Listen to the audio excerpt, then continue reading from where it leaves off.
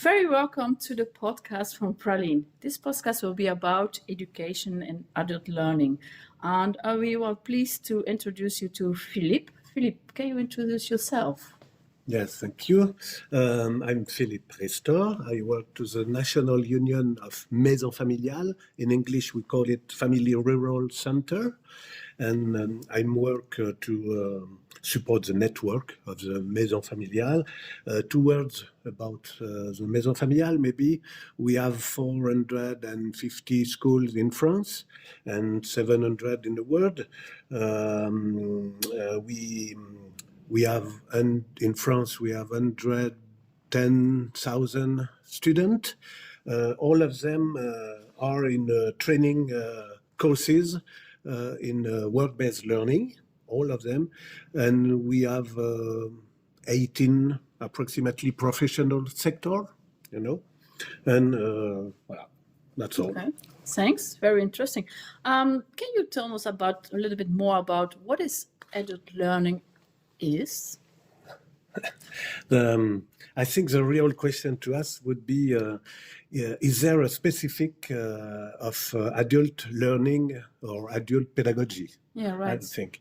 Because the adult education is called andragogy, but for me today, it's not longer makes sense to differentiate pedagogy and andragogy. Firstly, because for etymological reasons, andra, it's mean andros, it's men, and goji, agogos, it's a guide, So andragogy, it's mean you are a guide for a man.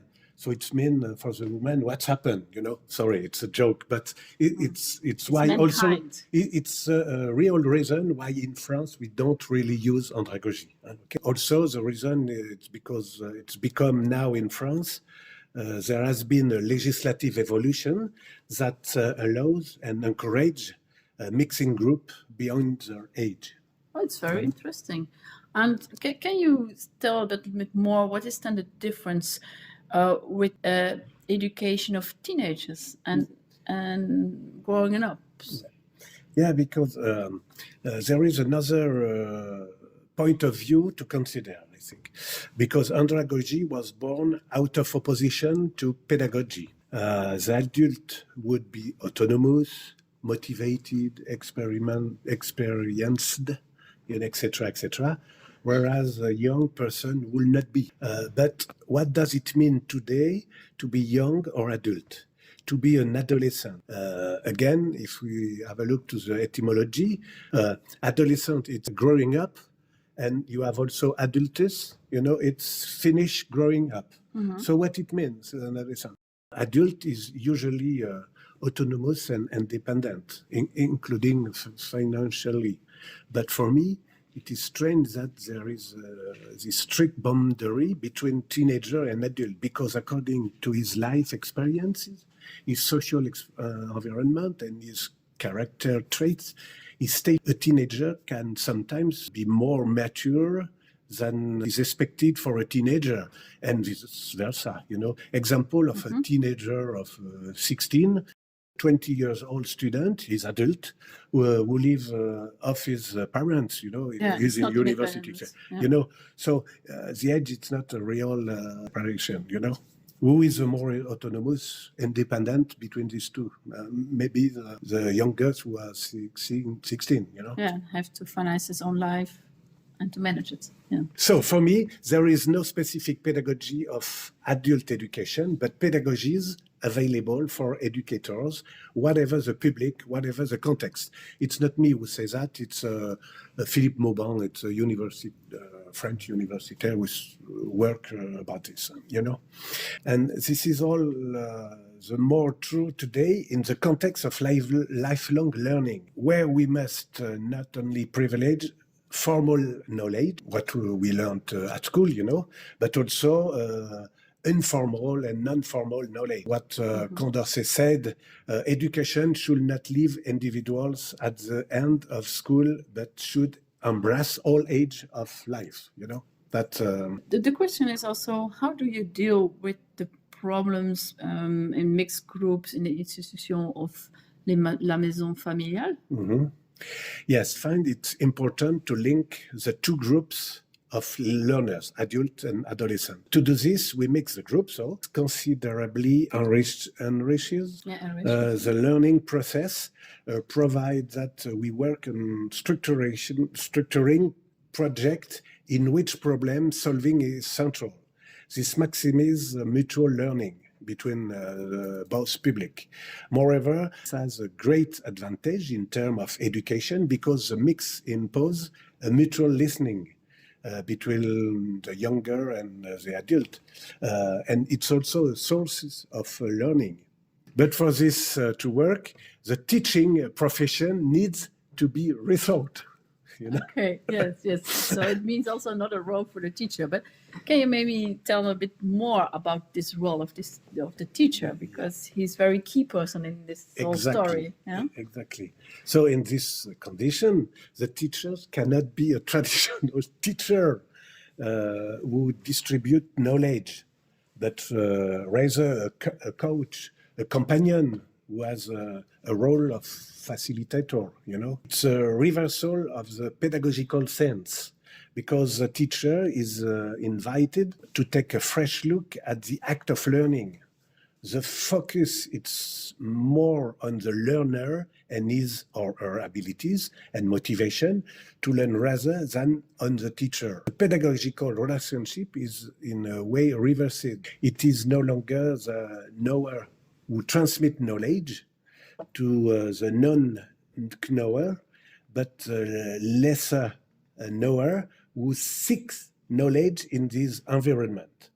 The teacher's attention should no longer be focused on the lesson, on the formalization of its content, on what is learned, but rather on the learner and on her learning context. And this learning context is no longer limited to formal and intentional training, as I said before.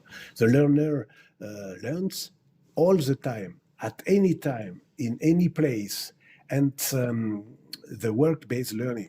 So it is not only the attitude towards training, but more global towards learning. You know? So thinking about the trainer's role in this context means giving the learner its rightful place. It means thinking much about the organization of learning process before, during, and after one's own training as about one's performance as a trainer.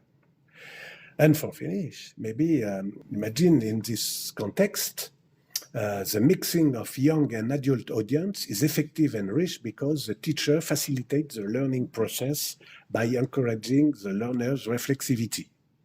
It's an important thing. And we can speak about peer learning activities. We can speak about pedagogy, you know, because are therefore very important because it is precisely by reflecting on each other in mixed group that we acquire knowledge and skills, that we understand and deepen our understanding, and that we are able to reproduce what we have learned in other contexts, and the richness of the young and adult mix. Yeah. And what does this mean for lifelong learning, actually? Yes, we speak about lifelong learning. To understand where we are today, it is good to understand where we come from.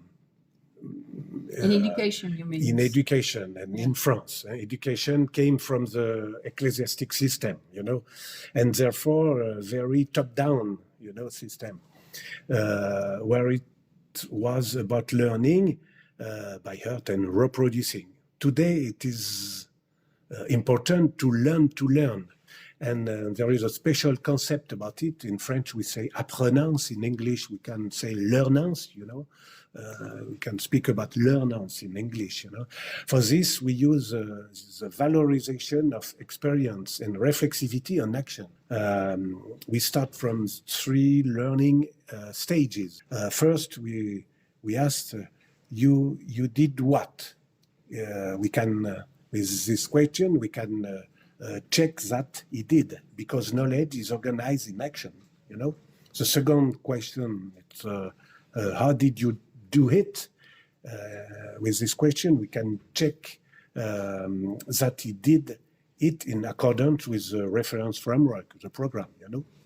And the last question, the most important question, it's and so what?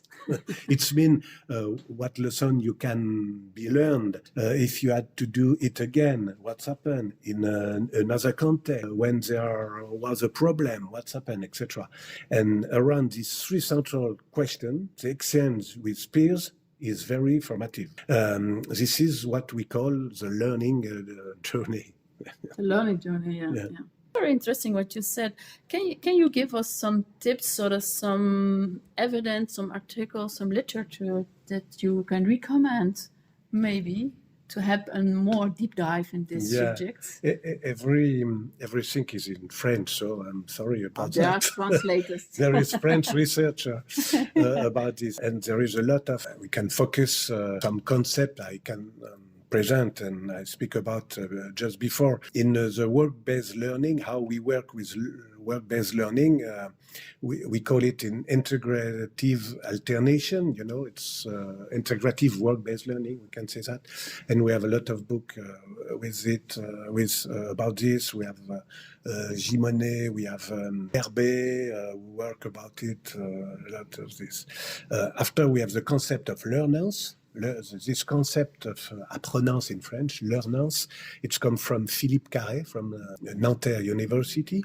Maybe also I speak about the place of the experience and the environment, and in the learning place in companies, but also in the social environment.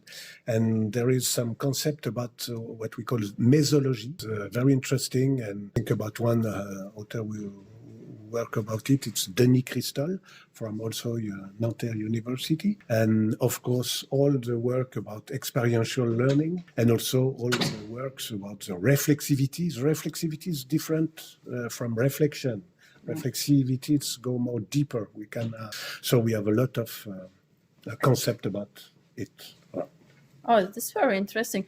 When you enjoy to listen to this podcast, we will also put an article on it on our website from Praline, and where you have the links to all this nice and interesting article and Professeur de France. Okay, thank you very much. Thank you, Philippe. Thank you. Yes. Okay, see you next time.